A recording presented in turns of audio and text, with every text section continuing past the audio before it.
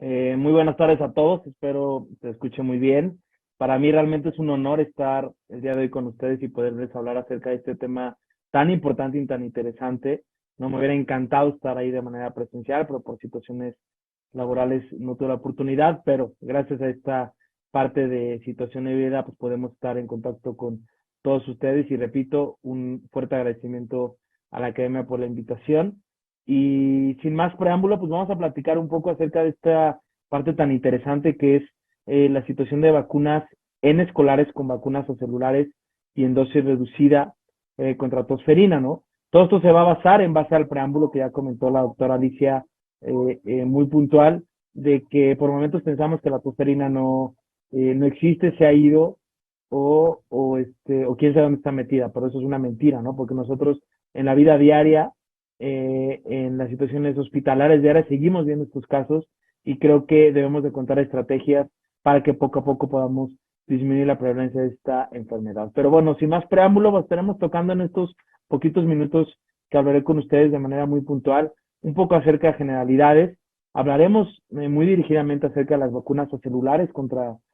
tosferina, los esquemas de vacunación, el esquema de vacunación que tenemos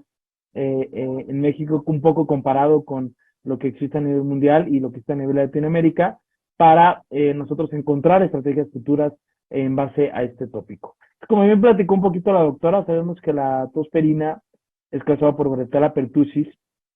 y menos frecuente va a ser secundario a Bordetella pertussis y Holmensi, ¿no? Es una enfermedad que tiene distribución mundial y afecta a todos los grupos de edad, pero muy importante, va a afectar principalmente a lactantes menores. Como pueden ver en esta transparencia, donde podemos ver la incidencia de la enfermedad de 1990 a 2019 en Estados Unidos, datos obtenidos de la CDC, en donde como vean ustedes el grupo mayormente impactado, pues es en los menores de 1 año de edad, específicamente menores de 6 meses, los que se pueden hospitalizar, se pueden ir a pertusis maligna y donde podemos complicarnos un poco y tener una amplia gama de morbimortalidad. Pero no debemos dejar a un lado que por ahí también los escolares y los preescolares forman parte de esta enfermedad y no podemos decir que no también pueden ir a complicaciones y servir obviamente como transmisores de la enfermedad a grupos de riesgo. Para esto es importante referir esta transparencia donde podemos ver que la carga hospitalaria por tosferina en 2009 fue la segunda más alta de las enfermedades prevenidas por vacunación aquí en México. Entonces vean cómo, aunque nosotros pensamos que es una enfermedad que no está y demás, creo que es una enfermedad que se reporta poco, ¿no? ¿Por qué se reporta poco? Porque probablemente no en todos lados tengamos las situaciones diagnósticas para nosotros poder intervenir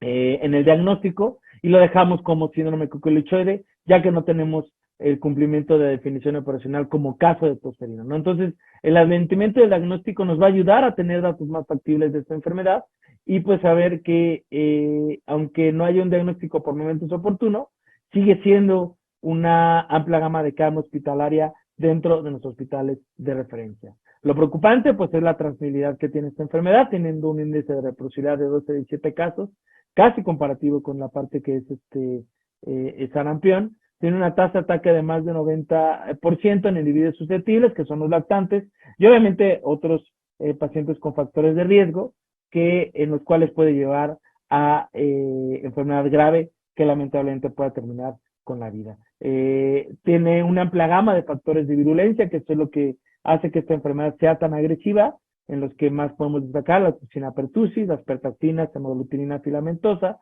y algunas toxinas como la toxiclasa. Junto con esto tiene el lipopolisacárido y factores de colonización traqueal, que hace que la clínica bien característica de esta enfermedad nos lleve a que tengamos 3 periodos importantes, que es la fase catarral, donde nos encantaría a nosotros agarrar esta enfermedad y donde el tratamiento oportuno por medio de antibiótico-terapia a base de macrólidos es lo idóneo, pero pues, lógicamente tendremos un uso inadecuado o indiscriminado del antibiótico, porque si no a todo catarro le estaremos dando claritro, acitro o eritro, que creo que no es una actividad adecuada, más que también estamos luchando contra esta parte de resistencia, pero identificarlo con factores de riesgo y no llegar a esta parte de paroxismos y convalescencia, que es donde más impacta en mi paciente, ¿no? Normalmente dura aproximadamente cada uno de estos fases entre 1 a 2 semanas, ¿no? Teniendo la fase paroxística, donde se manifiesta con tos peruna en excesos, sin inspiración en la tos y cianoxante, con un estridor inspiratorio. Al final, estos accesos que pueden durar de 20 a 25 segundos y también se pueden manifestar en estos lactantes menores de 6 meses como apneas, ¿no? Esto es una característica muy importante, como está reportado en las diferentes literaturas. Sin un tratamiento oportuno y una edificación, puede tener una duración de hasta 100 días esta tos, por eso se llama una tos de los 100 días o tos convulsa, que finalmente puede llevar en pacientes hospitalarios a convulsiones o a tener esta clínica de coque maligno, que sin duda alguna puede impactar en la morbimortalidad de nuestro paciente. Entonces, debemos de conocer cuál es la manera de prevenir esta enfermedad, ¿no? Y sin duda alguna hay diferentes estrategias, como bien ustedes conocen, que es el aislamiento y la quimioprofilaxis o el tratamiento dirigido con nuestros macrólidos.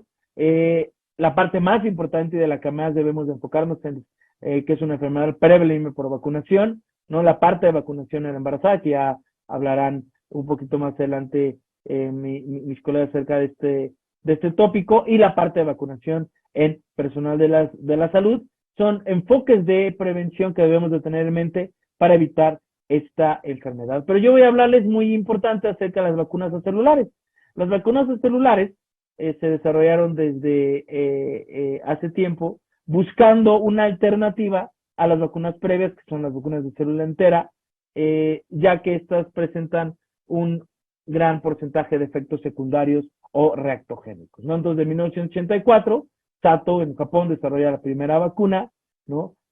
Utilizando fragmentos de estos factores de virulencia que yo les comenté anteriormente, que específicamente utilizó toxina pertussis, que es el principal, que me va a causar toda esta clínica que ya les platiqué en mis pacientes, que igualmente hemaglutinina filamentosa y en algunas veces pertactina. Nuevas vacunas que han tenido a través del tiempo tienen la combinación de diferentes componentes acelulares que hacen que sean unas vacunas sumamente seguras, con una gran altitud de cobertura e inmunogenicidad, y que lógicamente protegen a nuestros pacientes con factores de riesgo. Las vacunas celulares contra la tosferina se utilizaron exclusivamente en Japón desde este año en que se desarrollaron las primeras, y estudios de contacto domiciliario y vigilancia de la tosferina después de la implementación vieron que una eficacia importante disminuyendo la prevalencia de la enfermedad. La tolerabilidad enormemente mejorada de estas vacunas en comparación con las vacunas de células enteras abrió la puerta a la extensión de la vacunación por tosferina más allá de mis pacientes infantes, para poder impactar en transmisión y en diferentes pacientes con factores de riesgo. Numerosas vacunas celulares han sido evaluadas tanto en escolares, adolescentes y adultos, y han demostrado que son meramente inmunogénicas y poco reactogénicas. Aunque bien tenemos este mapa donde aún se siguen utilizando en diferentes partes del mundo la célula entera, por situación de costos, por situación de pocos estudios de reactogenicidad o por situaciones de lo que sean, pero poco a poco vamos participando un poquito más,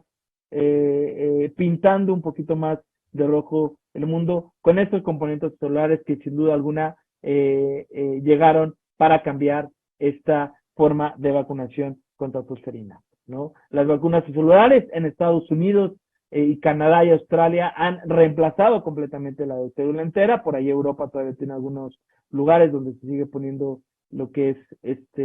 célula entera, pero en la mayoría de estos lugares ya hay vacunas acelulares teniendo grandes resultados en los diferentes grupos de riesgo, pero debemos de encontrar una estrategia vacunal adecuada y no dejar a diferentes grupos de riesgo sin vacuna por esta situación de que tienen las vacunas, que puede ser una caída de la respuesta inmunológica. Entonces, por eso las estrategias que iremos platicando a través de este foro son de suma importancia para que a posteriori nosotros podamos encontrar qué es lo mejor para nuestro país y como nuestro tema nacional de vacunación y poder impactar en nuestro paciente. Finalmente, siempre nos hacemos estas preguntas de TDPA o TDPA mayúsculas o minúsculas, como recordatorio. Sabemos que es meramente el concentrado que existe de cada uno de estos componentes, como pueden ver, de dosis reducida, maltina filamentosa, pertactina y fimbrias, 5 microgramos, 3 microgramos, 5 microgramos, junto con lo que viene ya combinado, lo que es nuestro toxoide tetánico, toxoide diftérico y pertúsico, que pues, tienen estas vacunas tanto con letras mayores y menores. Entonces, al saber esto, nosotros sabemos que en nuestro esquema nacional de vacunación, pues tenemos la vacuna hexavalente, que es una vacuna 6 en 1, en donde tenemos esta protección. El advenimiento también de estas vacunas combinadas ayuda de una manera importante para que sean menos piquetes, el niño no sufra tanto y lógicamente una respuesta adecuada contra estas enfermedades. Y dentro de estos tenemos esta parte de letras mayúsculas, pasando ya a una revacunación en la edad posterior con dosis reducida. Que si bien nuestro esquema pone a los 4 años igualmente la situación de DPT de célula entera, creo que esto es algo que poco a poco debemos ir quitando para nosotros pasar y migrar a estas plataformas nuevas que sin duda alguna pueden impactar en la prevalencia de la enfermedad. Como hay muchísimos artículos de la vacunación en escolares y adolescentes mayores de 4 años de edad, donde vieron que sin duda alguna la respuesta inmunogénica y baja reactividad de esta vacuna de dosis reducida en estos pacientes que les comento de 4 años, donde tendremos el booster con la DPT aquí en México, fue adecuada y no tuvo ningún impacto hacia nuestros pacientes, ¿no? Igualmente, en pacientes adolescentes, igualmente en algunos otros grupos de riesgo, ha mostrado que esta vacuna de contenido menor o dosis reducida tiene un inmunológico tardío y podemos tener un impacto hacia la prevalencia de la enfermedad, ¿no? Este artículo de New England Journal of Medicine, en donde demostró que la vacuna TDAP tiene una eficacia del 92% en la prevención de la tosferina, que cumple con definición de caso primario, definición de caso. Esta vacuna fue bien tolerada, menos del 5% informado de reacciones adversas locales. Cuando tenemos que, con una vacunación entera, podemos tener reacciones locales adversas mucho mayores a 40 o 50%, ¿no? El estudio de los grupos control no difirieron en la tasa de reacciones adversas de eventos, por eso es tan importante migrar a esto. Igualmente en Australia, pasando a vacunaciones ya también en otros grupos y pensando en grupos de adolescentes, por ejemplo, donde vieron que no tenían una inmunidad inmunológica contra esta enfermedad, hicieron una vacunación en masa y vieron que al año posterior la efectividad de la vacuna terapia de dosis reducida en adolescentes era mayor a 78%. Y en casos confirmados con RT-PCR eran de 85%. Finalmente es información sumamente robusta en donde nosotros podemos ver que también como booster posterior a tener nuestros esquemas primarios, vamos a tener una respuesta de IgG contra los factores de virulencia con toxoide pertussis muy específicas y que caen muy similar a lo que cae también la vacuna celular. Cada vez hay más estudios de este comparativo de caída de la protección que la debemos de recuperar con estos boosters que debemos de poner a lo largo de la vida y que si bien hacen que poco a poco nosotros podamos tomar decisiones, como en su momento lo hizo Estados Unidos, de las recomendaciones en 2005 de aplicar esta vacuna en edad escolar y adolescente, teniendo una disminución de impacto de la enfermedad en esta edad, como pueden ver ustedes en la línea apuntada, en prevalencia de enfermedad que rondó más del 30-40%. Entonces, debemos de establecer estas estrategias que en Latinoamérica ya se han realizado en diferentes países, ¿no? Vean como nosotros, aquí estamos México, ¿no? Como tenemos nuestra vacuna hexavalente a los 2, a los 4, a los 6 y nuestro refuerzo de 18 meses, pero migramos otra vez a hacerlo entre los 4 años, ¿no? Y tenemos nuestra vacuna también a las 20 semanas, que sin duda alguna debe ser con la vacuna acelular. Pero vean cómo lugares como Nicaragua, Guatemala, Honduras y demás, aún siguen teniendo sus esquemas con célula entera. Pero países como Panamá, vean cómo han buscado estas estrategias que debemos de encontrar, que es vacunar con nuestro hexavalente 246, nuestro booster a los 18 meses, una edad preescolar, porque sabemos que puede haber una caída de anticuerpos a esta edad, pero todavía a los 10 años, antes de que el niño se vaya ya a secundaria, prepa y demás, se pone otra vacuna y hace que la carga de enfermedad disminuya. Entonces, creo que buscar este tipo de estrategias son seguras, eficaces y van a impactar en nuestra carga de enfermedad. O sea, no es algo que realmente nos estamos nosotros inventando, es algo que está en la literatura, que está descrito y va a hacer que sin duda alguna nosotros podamos evitar que tengamos esta carga de enfermedad alta y que en lugares donde no hay un diagnóstico oportuno y llegan estos casos graves,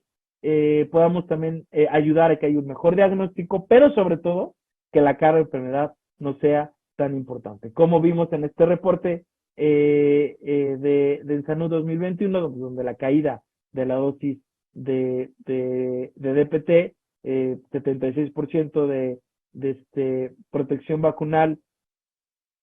se tenía porque la gente pues, no se fue a vacunar durante esta época pandémica. Luego también había el tema de que en algunos lugares no había vacuna y pues rondamos en lo que nosotros queremos y tiene la estrategia nacional, mundial de vacunación para 2030 de tener todos nuestros esquemas arriba de 90. Entonces podemos encontrar estrategias diferentes y evitar que tengamos este tipo de seroprevalencia que en 2012 se realizó contra toxina pertussis de 3.9%. Esto fue basado en el Salud 2002, un estudio realizado por la doctora Gabriela Echaniz del Instituto Nacional de Salud Pública y todo su grupo colaborador, en donde ven que la seroprevalencia bajísima, lo que nos habla pues que las estrategias vacunales no son las idóneas y debemos de migrar a estas plataformas de vacunas celulares para nosotros poder encontrar una situación inmunológica adecuada e impactar en nuestros pacientes. Como puntos claves, solamente decirles que el control de la enfermedad no depende solamente del tipo de vacuna, ¿no? Lógicamente hay que implementar programas de vacunación con esquemas completos y adecuados y mantener coberturas de vacunación superiores al 90% y con el suficiente número de dosis de refuerzo, como ya les enseñé que a través del tiempo se ha podido realizar en países hermanos de Latinoamérica. Vacunas combinadas y con componentes menos lactogénicos son parte de las estrategias para mantener y recuperar coberturas y lograr una mejor aceptación en los pacientes que nosotros vacunamos y no tener más grupos antivacunas que hagan que esas enfermedades perennes regresen y que nosotros tengamos mayor mortalidad por las mismas. Por mi parte, eso sería todo. Quedo pendiente en la parte de preguntas y respuestas que será más adelante. Muchísimas gracias por su atención y de nuevo cuenta, un honor estar aquí con ustedes. Muchas gracias, doctor Arias.